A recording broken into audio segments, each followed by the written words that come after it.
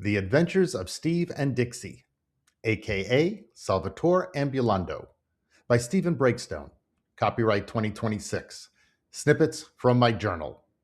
Episode 34, Month 13, June 1987. June 11th, 1987, Thursday morning. Talking into my recorder.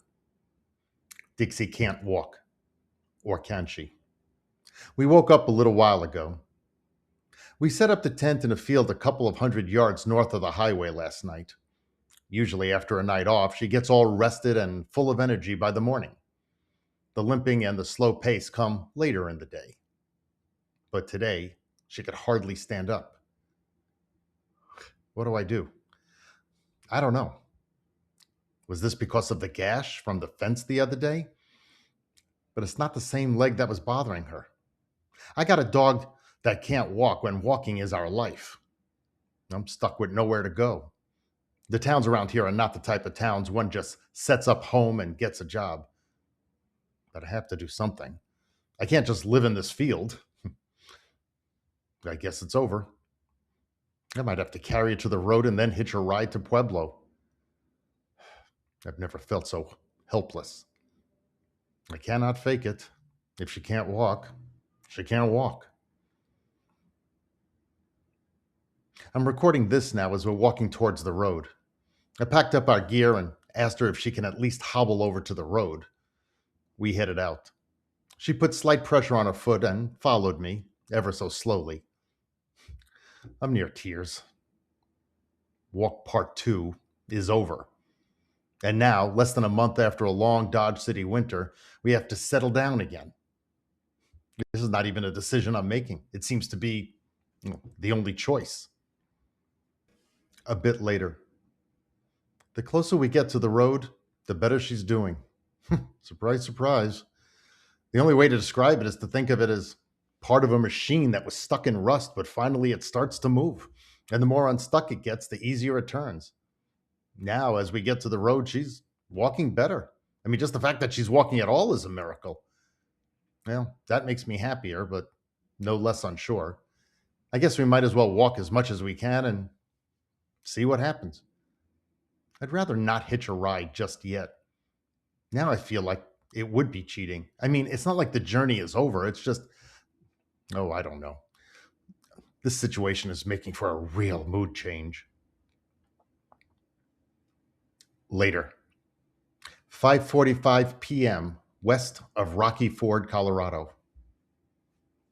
What can I say? She's been able to keep going. Maybe it's not for me to question. I figured that if we had to stop walking and hitch to Pueblo, then it didn't matter if I stuck out my thumb immediately when we got to the road this morning or after a little walking on the road to see just how bad she was. Hoping for the best and giving her feet all the opportunity it needed to have a miraculous recovery, we began to walk once we got to the road. She's been doing all right. I don't know what's happening and why she has been able to walk, but I'm not questioning it. Her pads haven't looked too bad, so I'm figuring that her muscles and tendons and whatnot are all sore from the horse injury. Well, we're much closer to Pueblo now, and if we can make it there on our own, we can figure something out. For now, my four-legged trooper and I keep on trucking, so to speak. Still, it's a concern that never leaves my mind. Later. Before, the land had been so flat I could see the water towers of an upcoming town. Those towers would be like the goal line. It might be 8 or 9 miles off, but that would be the magnetic sight pulling us up the road. And once there, the next goal would be the next water tower of the next town. Or perhaps its grain elevator. Now, the goals are mountain peaks. And these magnets are much more powerful. Side note. As I looked for pictures to place here in the video, I found that I didn't photograph this unpleasant experience. Not surprising, of course, as it was the furthest thing from my mind. But had I a digital camera, I probably would have photographed or videotaped her struggling and me on the verge of tears. I kind of do wish I visually recorded the experience, but back then, generally, People didn't usually photograph bad times. Usually it was mostly the happy times. Of course, these days, people share all their feelings. They video, they photograph, they share all their emotions. But I also wanted to say that today, as I'm recording this on February 26, 2026, I came across the following quote from Confucius that I thought was very apropos and to put in right here. And he said, "It does not matter how slowly you go, as long as you do not stop." I like that. June 14th, 1987, Sunday, Pueblo, Colorado. We pushed to get to this town of over 100,000 people earlier today. If we didn't push, we would have gotten here late in the day, and that's just not a good use of our time and motel budget. Dixie's very sore. I think she has gone beyond the problem of just a sore foot from her injury. Now it's also her pads, or a combination of both. Her pads are becoming ripped up and spots have opened. The asphalt in some stretches of some roads are rough compared to the more common smooth surface. I sure hope 2 days will do the trick. She hasn't been having fun. Lately, after stopping to rest, it would take her about a mile to loosen up and be able to keep up with me. It seems that when we stop, her muscles have a chance to tighten up. And then when we go to move on, she can hardly walk and lags behind. But within a mile, her muscles loosen up and she catches up to me. The other day, after resting at a convenience store in Avondale, a lady in a house yelled at me from across the road. She threatened to call the Humane Society for the cruelty I was inflicting on my dog. I expressed that I appreciated her concern, and I thanked her. She didn't listen to my explanation of the problem and that she would get lots of rest as soon as we got to Pueblo, which was only another 16 miles or so. She also didn't appreciate my appreciation of her concern. However, we weren't in the type of place where it was desirable to just hang out, and it was better to press on to Pueblo. Again, hitching is still, and now, a last resort. For better and worse, smart and stupid, we are walking across America. It occurred to me that the screaming lady never actually offered to drive me to Pueblo or even provide a rest. I hope 2 or 3 days will do the trick and bring her back. She spent all winter sleeping most of the day, and lately she's been exposed to high heat, sun, and rougher pavement. And she doesn't wear $100 boots. She has stamina, but she also has raw feet. So, here we are in Pueblo. Cities don't offer me very much, and, well, the truth is, I don't want to walk around big towns when I, too, need rest. I think I just need mental rest due to my concern about Dixie. There's a mall right next to this motel, and I walked around that a little today. But a mall is a mall. I got a kick out of selling a gold necklace I found on the road 2 days out of Dodge City. I got $8 for it. I bought a pizza. Pizza always made me feel good. Still does. Side note, and it still does. One thing I've noticed in Coloradans is that they say, "Carry her own food, does she?" Or, "What'd she carry? Her own food?" In other states, they ask what she carried instead of, well, knowing, assuming, or guessing. And once again, the imaginary border between the states is not so imaginary when you read between the lines.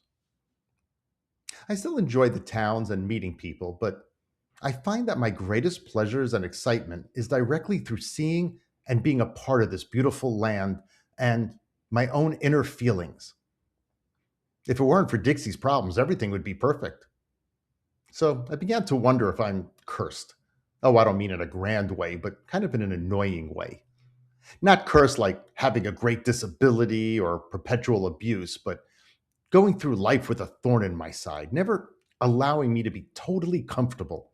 There always seems to be something. And I so badly want this journey to be great and exciting and fun. Well, it mostly is, but there's always this big except for clause, a caveat. Maybe I have to work harder and longer. Maybe I haven't earned it quite yet. Side note, or maybe that's everybody's life. I think this perspective was my somewhat tangible beginning of really realizing that life is rarely a straight, seamless, obstacle-free highway. But at 24, I was probably intellectually aware of that, But over the previous year, I was starting to, or I had started to already live that reality. And it was finally getting seriously instilled inside my head. Yet, as my journey continued, I still had a lot to learn and experience about the cycle of life's ups and downs. June 15th, 1987, Monday. I think I've written this before, but I've forgotten what it's like to be with a girl, sexually, but also to be in one's arms, smiling, laughing, sharing, and feeling good. I know I've had it. I can intellectualize it. It's been so long that imagining it has become so foreign to me that it's hard to picture it in my head anymore. It's very strange. I guess that's because, well, one, it's been so long since I've had it, and, well, two, it's been so long since I met or even seen a girl to really think of in that way that I've just completely forgotten what it's like. June 16th, 1987, Tuesday. I think Dixie needs at least one more day to rest. Probably more, but tomorrow we will go. It gets frustrating and expensive at about $25 a day plus food. Even Dixie gets frustrated because it's her feet that need rest, not her mind. She's getting a bit stir crazy just laying around. Unfortunately, she must be mature and patient for another 24 hours. We both hope it makes a big difference. I have found out that we've been walking in an uncommon heat wave the last week, which should be petering out within the next day or two. The last 2 days, we've missed high 90-degree heat. Not having to walk and being in a motel is a bright side to this forced rest. June 17th, 1987, Wednesday. Pueblo is another good example of once out of the city limits, you're right back into total nature and land. Side note, I'm not sure I'd be writing that if I was walking in the 2020s. The population of Colorado has grown 80% in 40 years. And research states that there's been quite a bit of urban sprawl. Yuck. One never knows how one's life can be affected from the most insignificant of decisions. As of yet, only time will tell based on the decision I am making today. We basically have been on Highway 50 since turning west at Pratt, Kansas in August of '86, and we're still on it west of Pueblo. Sometimes it has different route numbers, but I've basically been moving directly from east to west on the same highway from Kansas to now. Well, whatever. The foothills I've been walking among are mostly empty, except for us and some traffic, and a model home of American Log Homes. That's a company that builds log homes for its customers wherever they would like to have them built. We stopped in to look around. It was a beautiful house with all the modern conveniences and a fireplace, but instead of concrete or aluminum siding, it was made of logs, just like the name suggested. The only other person there was a man who designed them to specifications. Talking with the man and just hanging out for a rest, I saw, hanging on a wall near where he was working on his drafting table, a map of Colorado. I have a map in my backpack too, but his is topographical, three-dimensional, and I was able to get a real idea of the mountains, the passes, and all the possible road walking choices I had. I saw that the route I've been planning to walk, well, to Route 24 north to 131 to 40, was mostly all valleys. It was one of the easiest roads to travel and made because it was the easiest to construct. It hardly went over any mountain passes at all, or so it seemed. And I figured that just wouldn't do. And even though it would be harder and more barren and unpopulated, I must go over a serious mountain on this trip. I've experienced the lowlands. How can I do any injustice to our Rockies? In a matter of minutes, I changed our intended route. I've been looking at planning our route since the winter days of Dodge City, watching TV in between waiter shifts at the country club and looking at the map. How significant or insignificant will this new decision be? I'm changing a possible course in my life that I've been planning for a long time. I mean, I've really been pondering this. And what will be if I go to this new, less planned way? What would be if I keep the route I had in mind? Now, no matter what happens by going over the mountains, good or bad, What would have been if I never came into this model American log home? This is just something that can never be known in this lifetime of this consciousness. I wonder, hmm, should anything go too terrible on to either or both of us on this new path, will I regret such a dramatic choice of the fork I put in this road? The choice that I'm making today? Hmm. Nah, that's stupid. I make decisions every day, and, well, regret is stupid. Perhaps I've been thinking stupid thoughts. Well, all I ask of myself is to not repeat mistakes I made in the past. I don't think I'm repeating a past mistake by changing a plan. So, we will now go to Salida, north on 24 to Granite, west to Twin Lakes, and then over Independence Pass to Aspen, Colorado. And that will probably lead me to places like Rifle and then Meeker and then a long stretch of 57 miles to Rangeley, and then into Utah. Well, I think. All this is assuming that Dixie's feet don't give out. Well, that's it for now. Thanks for listening to my sharing. Peace.